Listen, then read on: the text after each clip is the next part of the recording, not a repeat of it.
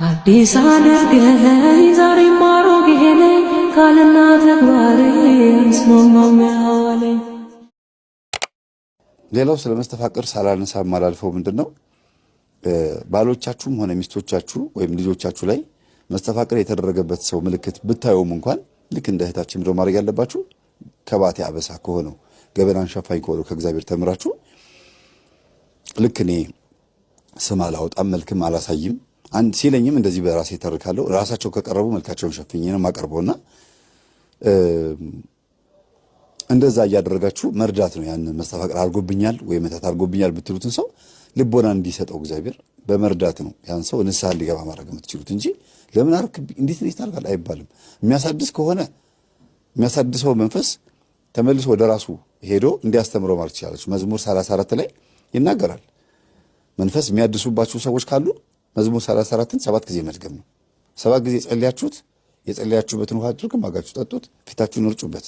ሌሎችም አሉ መዝሙር 44 መዝሙር 40 መዝሙር 50 55 68 እነዚህ ጸሎቶች መጸለይ ነው። ግን ዋናው መዝሙር 34 ነው።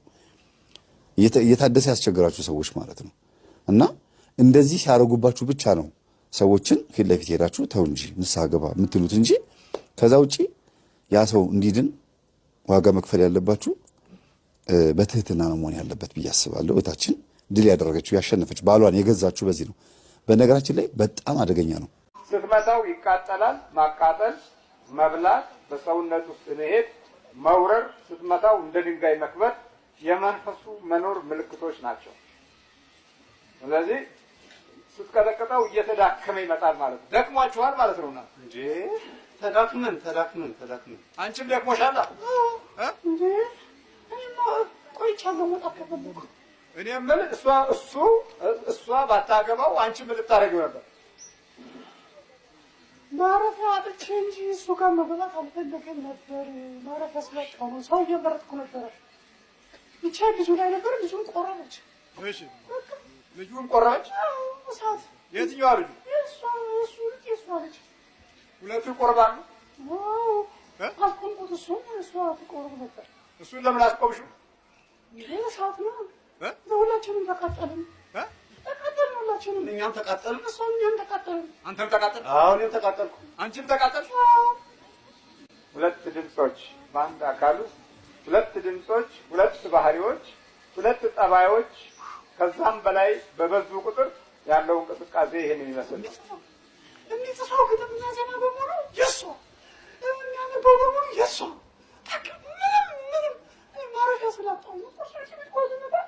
ሰንበት ተማሪ አይደል እንዴ? ለምንድን ነው አትፈሪም እንዴ? ሰንበት እኮ ያቃጠለን ቻይ ተባልኩ። እኛም ቻሉ ተባለ። በቃ ቻሉ ተባልን። እኛም ቻሉ ተባልን። ግን በቃ በጣም አቃጠለን። የት ጋር ነው ያለሽ? የት ሰኔ ጎልጎታ? አውጪው እስኪ አውጪው። ሰኔ ጎልጎታ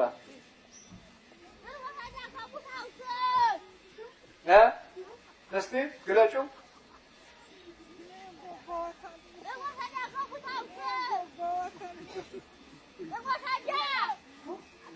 ጥሩና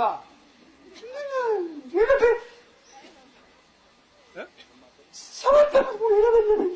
ሰባት ዓመት አድርጋለሁንስ? ሳርጋኑንማ አሁን አንተ ስታወራ ሰምተህ እሷ ገዛችለት። በቃ እሺ ያው አንድ ሳምንት ትሄጃለሽ አይደል? እንሄዳለን። በቃ መጨረሻ ታረቁና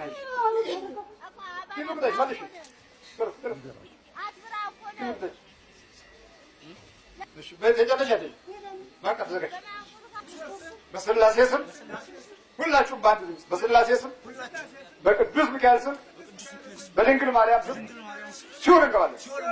ቶሎ ሰባት ነው።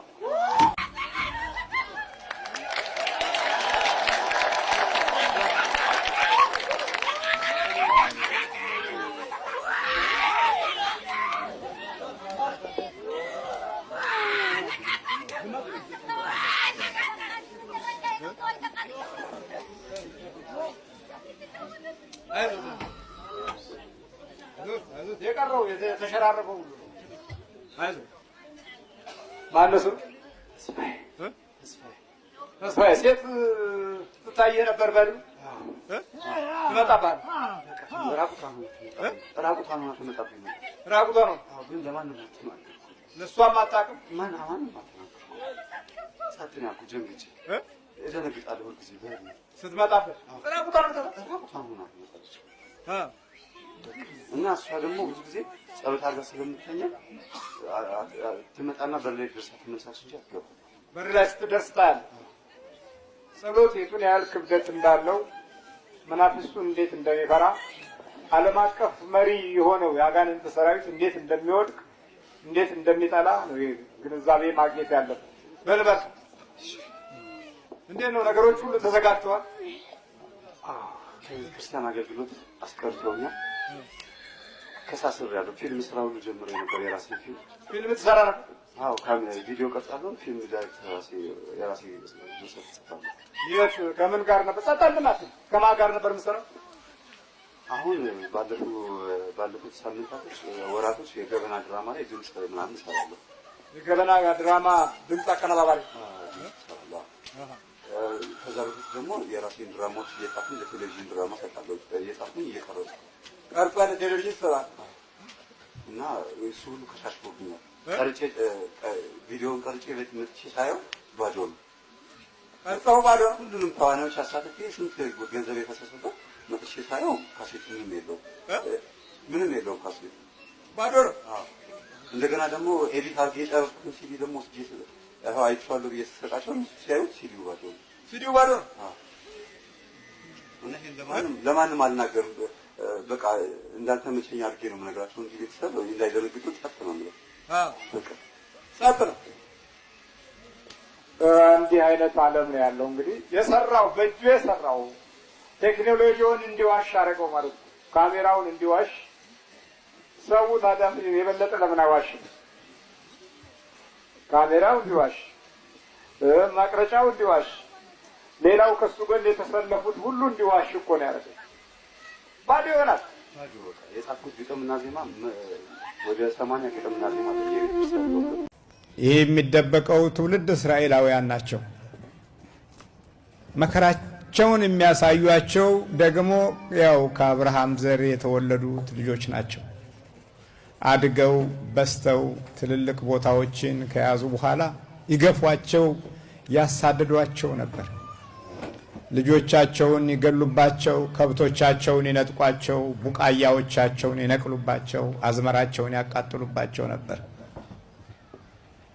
እነዚህ ሰዎች ካሉ መሬቱ ይወሰዳል፣ ቦታው ይወሰዳል፣ ግዛታችንን በሙሉ ያጥለቀለቁትና ይይዙታል ብለው ከአንድ አብርሃም ልጆች የተወለዱት ወገኖች ቀድሞ በያዙት ሀገር ላይ እነሱንም ሀገር ጭምር እየወረሩ መከራቸውን ሲያሳዩአቸው ተደብቀው የዘሩትን ተደብቀው ይወቁ ነበር።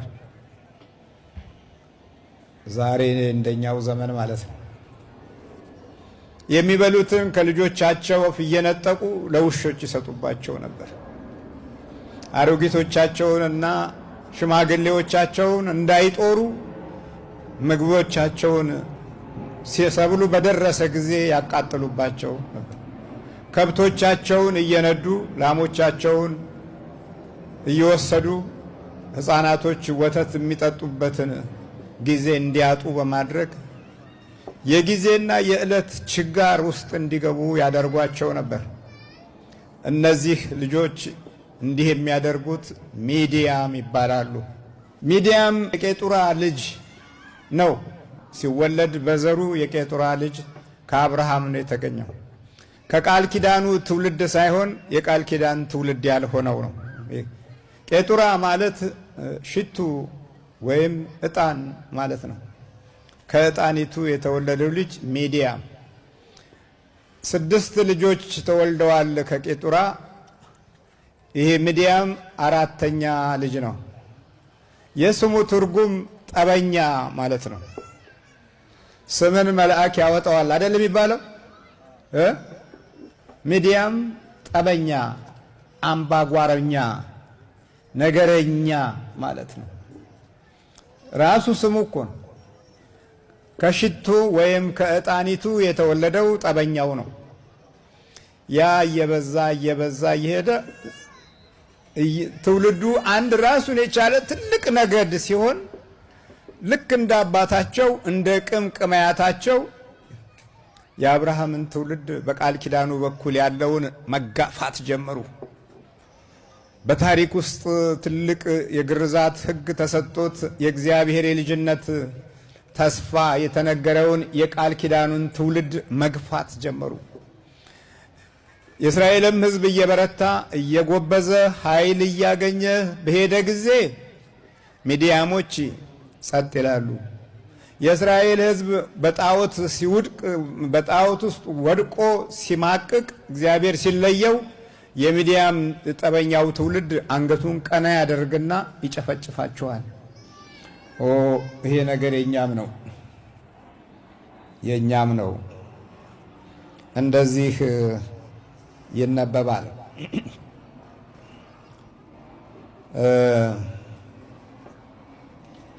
የምድያም እጅ በእስራኤል ላይ እጅግ ጠነከረች። የእስራኤልም ልጆች በእግዚአብሔር ፊት ክፉ ሥራ ሰሩ። እግዚአብሔርም በምድያም እጅ 7 ዓመት አሳልፎ ሰጣቸው ይላል። ስንት ዓመት? 7 ዓመት። 7 ዓመት አሳልፎ ሰጣቸው። ከምድያምም የተነሳ የእስራኤል ልጆች በተራራ ላይ ጉድጓድና ዋሻ ምሽግም አበጁ። ጭንቅ አላቸው መውጫ መግቢያው። ሕፃናቶችን የት እንደሚደብቁ ግራ ገባቸው። የሚወልዱ እናቶች ምን ውስጥ መከለል እንዳለባቸውም መከለያ ሲፈልጉ ምሽግ ውስጥ፣ ዋሻ ውስጥ፣ ሸለቆ ውስጥ፣ በተራራ ላይ ራሳቸውን የማምለጫ መንገድ መያዝ ጀመሩ። በተራራ ላይ ያለው ምሽግ ሰርቶ ወደ ላይ የሚወጣውን በድንጋይ ናዳ እንዋጋለን ብለው ስለሚያስቡ ተራራ ላይ መሸጉ። በጉድጓድ ውስጥ ያሉት እንደ ቀበሮ፣ እንደ አውሬ፣ እንደ ጃርት በጉድጓድ ውስጥ ተደበቁ። እግዚአብሔር እንዲህ ያደርጋል። አያችሁ፣ እግዚአብሔር እንደዚህ ያደርጋል። ከዛ በኋላ እንዲህ አይነቱን የእግዚአብሔርን ክብርና ኃይል በወሬ ብቻ የሰሙት ትውልዶች እያደጉ እየጨመሩ ሲመጡ የቀድሞውን ታሪክ በሙሉ ረሱት። ምን ያህል ነው የአባቶቻችሁን ታሪክ የምታውቁ? እናቶች የእግዚአብሔርን ታሪክ ሳይናገሩ አረጁ። የአባቶቻቸውን የቀደመውን ወገን ክብርና ሞገስ ሳይናገሩ ይኸው ምንም አንደበተ ዱዳ ሆነው አሁን እንኳ ፎቀቅ በል እንዲህ አርግ ስንባባል መስማቱ መረዳቱ እምቢ ባለ ሰውነት ውስጥ ነው የምንመላለሰው። የውስጥና የውጭ የህይወት ጨለማ የድላችን አንዱ ኃይል ሆኖ መከራችንን እንቆጥራለን። ይውላችሁ በየጎድጓዳው፣ በየዋሻው፣ በየጫካው እንደ ዱር እንስሳ ይህን ያህል የሚደበቁበት ዘመን በእስራኤል ሕዝብ ላይ ከደረሰ እኛም እግዚአብሔርን ስንተው ያንኑ የሚመስል መከራ ይገጥመናል። እስራኤልም ዘር በዘሩ ጊዜ ምድያማውያን አማሌቃውያንም በምስራቅም የሚኖሩ ሰዎች ይመጡባቸው ነበረ። በእነርሱም ላይ ይሰፍሩ ነበር። እስከ ጋዛም ድረስ የምድሩን ቡቃያ ያጠፉ ነበር። ምግብንም ለእስራኤል አይተውም ነበር። በግ ወይም በሬ ወይም አህያ ቢሆን በምንም አይነት መንገድ አይተውም ነበረ። ይዘርፏቸዋል ሙልጭ አድርገው። ዘመኑ የዘረፋ ነው። ይህንን ዘረፋ የተሳቀቀ ሰው ሆነና አደገና የእስራኤልን ጉዳት እያየ ማልቀስ ጀመረ። እሱም ጌዴዎን ነው። ጌዴዎን ማለት ትግል ማለት ነው ስሙ። ትግል የአንድ ዘመን ፕሮፓጋንዳና ቅስቀሳ ነበር። ስፖርት ለትግል ይባል ነበረ። በ60ዎቹ ዘመን እስከ 80ዎቹ ማብቂያ ድረስ ስፖርት ለትግል ለድል ሁሉም ዙጥ ይል ነበረ። ነገሩ ይሄ ዙጡ በዚህም ሀገር የተለመደ ነው እና ከምንሰግድ ይልቅ ስፖርት ላይ ስናተኩር እየደለብን እየወፈርን ተወት ስናደርገው ጡንቻችን እየበረታ ጉልበታችን እያየለ ሰውነታችን እየተነፋፋ ስግደቱን ትተነው ስፖርቱን በቃ ስፖርት አንዱ የጤንነት አካል ነው እንላለን። አመለክ ነው ስፖርትን አሞለክን። ጤናችን በተገቢው ነገር ላይ እንዳይቆም ሰይጣን ገብቶ ይጫወተብናል። ስለዚህ ምድያማውያን በዚህ አይነት ሁኔታ ዘራቸውንም ሀብታቸውንም ገንዘባቸውንም ይነጥቋቸው ስለነበረ የተተካው ትውልድ የአባቶቹን አምላክ እንዴት ነው ዝም ያለን ይላሉ። ግን ጉዳዩ ሌላ ነው። ጣዖት ውስጥ ገብተው ነበር። እግዚአብሔርን ትተው ጣዖት ማምለክ ጀመሩ። እንደ ዛሬ እንደኛው ጨሌው፣ ቦረንትችስታው፣ አመችሳው፣ ፈጫሳው፣ አቴቴው፣ ውቃቢ ማምለኩ፣ እናት አባቴ አምላክ ማለቱ፣ ጠቋር፣ አዳልሞቴ፣ ሰንጋላ የቤተሰቦቻችን አምላክ ናቸው። እስከ ቅርብ ጊዜ ድረስ እነ ጠቋር ሲነኩ የሚያኮርፉ ብዙ ናቸው። አሁን የቀረው ወደ ቤተ እግዚአብሔር ያለው ነው። ቤተ እግዚአብሔር ያለው ጠቋር ሲነካ አይወድም። እንግዲህ ያ እግዚአብሔር ይገላግላቸው፣ ምን ይደረግ። እናንተ ግን እየተገላገላችሁ ነው። ይሄ ጠቋር የሚባለው በዚህ በመንፈሳዊ ዓለም ውስጥ ዳዊት ደጋሚ፣ ዘንዶ ጠምጣሚ፣ አሸዋቃሚ፣ ባህታዊ የሚባል የነበረ መንፈስ ነው። ብዙ ዘመን ሲቀልድ ኖሯል። ግን አሁን ሰይጣን ሆኖ ተገኝቷል። እና እናቶቻችን ቀደም ሲል ጠቋር አዳልሞት ሲጠሩ ረረረ ይሄ ሰውዬ ይንቀለው የእናት አባቴን አምላክ እያሉ ይሰድቡ ነበረ። ጉባኤ መተው አኩርፈው የሚነሱ እናቶች ነበሩ እስከ ቅርብ ዓመታት። ምን ነው ስላቸው አንዴ የአያቴ ቅድመ አያቴን አምላክ እኮ እየተሳደቡ እርሶ ሰውዬ ለእርሶም ጥሩ አይደለም ዝም ይበሉ እንጂ የሚሉኝም አሉ። ዝም እንድላቸው ሰይጣን መሆኑን ያልገባቸው አጋንንት መሆኑን ያልገባቸው አምላክ ነው ተብሎ የተወራረሰ ኃይል እግዚአብሔር በዚህ መንገድ ውስጥ የተወለደውን ትውልድ የተባረከ ነው አይለውም። መናፍስት እያሸተተው እርኩሳን ኃይላት እያጠሉበት ከማህፀን ጀምሮ እግዚአብሔር ያዘው እግዚአብሔር ባርከው ያልተባለለት በጠቋርዬ በእርሶ መጀን እየተባለ የተወለደው ትውልድ አሳራችንን የሚያበላን እሱ ነው። በትክክል ሲጠና ይሄ ነገር እግዚአብሔርን በተወ ትውልድ ውስጥ የሚከሰት ፍዳ ነው። የምንሸሸው እስከ ጉድጓድ ድረስ እንደ ቀበሮና እንደ ተኩላ እንደ ጃርትና እንደ ፍልፈል እንደ አይጥ እንደበቃለን። እግዚአብሔር ይማረን። ምንድን ነው የገባው? አሜሪካ መተት በቃ ቤት እንዳይሰራ ቤት ሰራ። ገና ቤት ሰራ። እሺ ገዝቶ አይደለም እኮ ሰራ። አሜሪካ ውስጥ? አዎ ሰራ። በቃ እንደዚህ ይሁን ብሎ ሰራ። ቤቱ እኛ እንደምንፈልገው አረገን ሰራ ነው። እኛም አብራችሁ ሰራችሁ? ቤቱም ሰራ ነው። ግን አልተቻለም። እሱ እንዴት አልተቻለም? ለቤተ ክርስቲያን እያለ ልብስ ሁሉ የመዘምራት እያለ ሁሉ ልብስ ማስመጣት ጀመረ። ታዲያ ምን አጠፋሱ? እዛ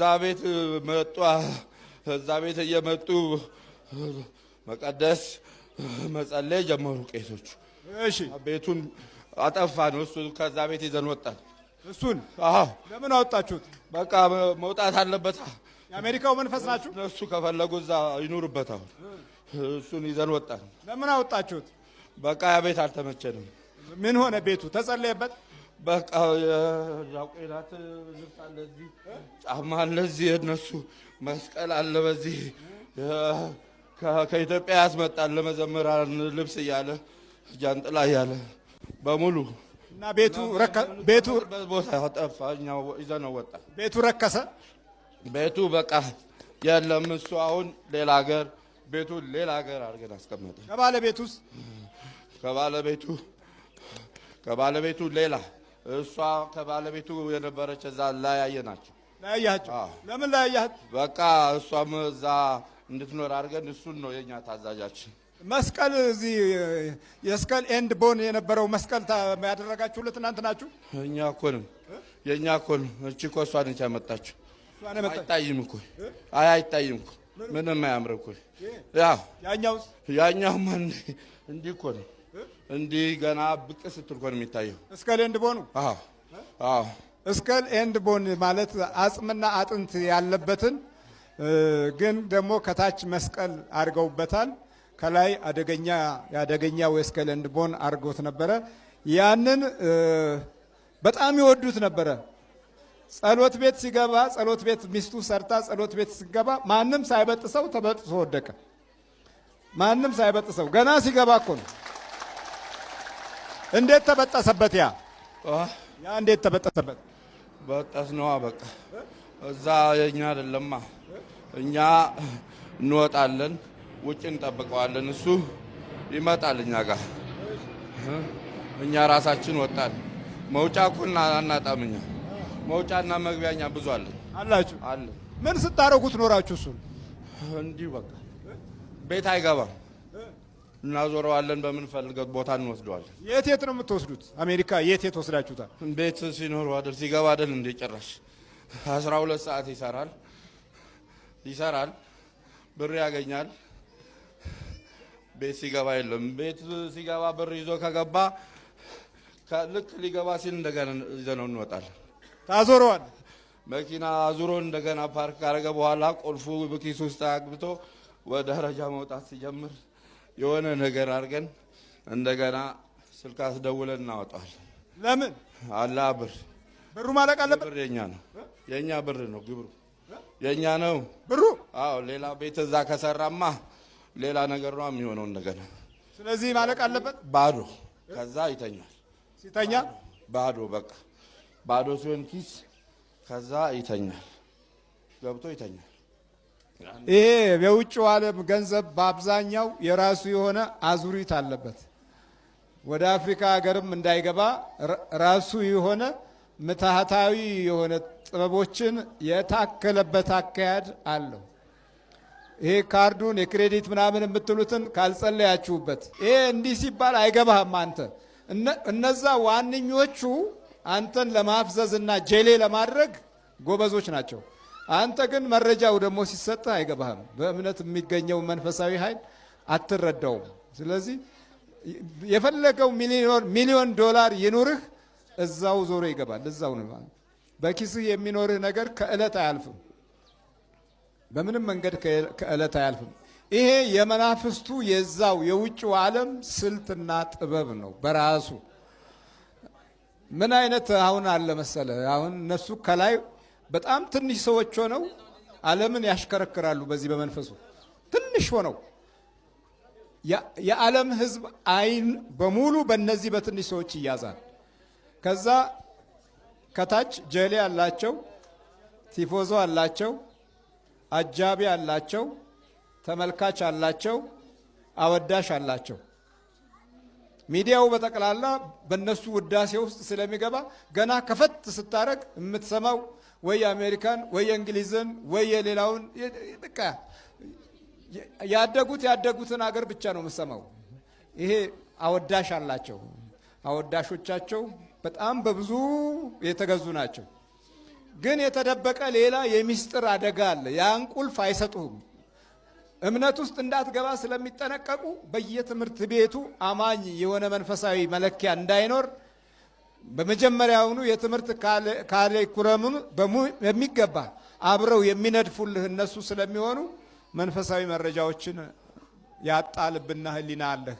ስለዚህ በቃ በመናጆ ትኖራለህ እና ገንዘቡ እዛ እንዲጠፋ ነው የምታደርገው። ምን ያህል ገንዘብ አጠፋችሁበት? እኛ ነው የምንቆጥረው። እሱ ቆጥሮ አያውቅም። እኛ ነው የምንቆጥረው። ቆጥሮ አያውቅም። እሱ ቆጥሮ አያውቅም። በሺ ነው የሚያስገባው። ምንድን ነው የሚሰራው? የሊማዚን ካምፓኒ የሚባል አለ። እዛ ውስጥ 13ኛ ዓመቱ እየሰራ ነው። አንድ ካምፓኒ ውስጥ ነው የሚሰራው። አንድ ካምፓኒ ውስጥ እና ገንዘቡን ሲቀበል እናንተ ናችሁ የምትቀበሉለት? ሲቀበል አይደል እንዴ? ሲቀበል አይደል እንዴ? ዳይሬክት አካውንት ተብሎ ዳይሬክት አካውንት እኛ ጋር ነው። ዳይሬክት አካውንት ስንት የተከፈተ? ዳይሬክት አካውንት ምንድን ነው? ከካምፓኒው ቀጥታ ወደ ባንክ ይገባል። ከባንክ ከዛ በኋላ ወይም ሚስቲው ታወጣለች ወይም እሱ ሂዶ ሊያወጣ ይችላል። ከዛ እኛ እያዘጋን በራሱ እንዲያወጣ። እሺ የለም ምኑ እኛንን ብሩ አይደረግም እንደዛ። እንደዛ የሚደረግ ነገር አይደለም። እኛ ነን የምናወጣው፣ እኛ ነን የምናስገባው። ሰይጣንና አጋንንት አጋንንቱም ሰይጣኑ እናንተ አስገብታችሁ እናንተ ማውጣት። አዎ ዳይሬክት ዲፖዚት የሚባል ነገር እኛ ነን እንጂ በእነሱ በኩል ወይም በእነሱ በኩል አይሄድም።